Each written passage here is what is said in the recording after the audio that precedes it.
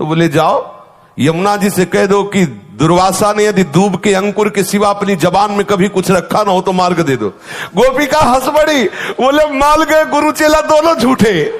वो कहते अखंड बाल ब्रह्मचारी अभी मनोपुआ खीर खा गए और कह रहे दुर्वासा ने दूब का रस के सिवा और कभी कुछ आहार न किया हो तो मार्ग दे दे।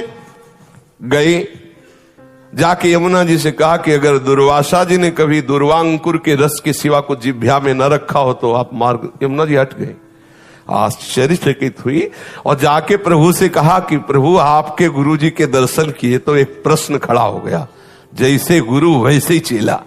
तो प्रभु ने कहा ऐसा क्या? अब बोले बाहु प्रसार परिरम्य कराल को जो रास में वर्णन है, कौन सा ऐसा रस क्रीड़ा है जो आप ना खेलते हो?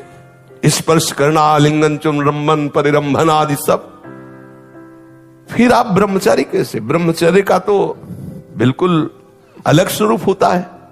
और हमारे सामने पुआ पकौड़ा खीर और सब रसमलाई सब पा गए और कहते दुर्वांकुर के सिवा जिह्वा में कुछ न रखा हो।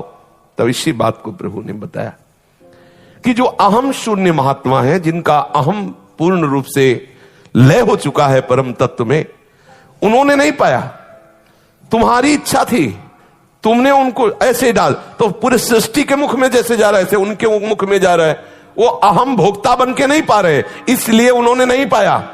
आपकी दृष्टि में पवाया गया, आपकी दृष्टि में वो पाए, लेकिन स्वयं ना उनकी इच्छा है ना वो भोक्ता है, इसलिए उन्होंने नहीं। इसलिए उनका वचन सत्य है, स्वयं में कभी आहार रूप से स्वीकार करते हैं तो केवल दूब का अंकुर, और हम स्वप्रतिबिंब विभ्रमा।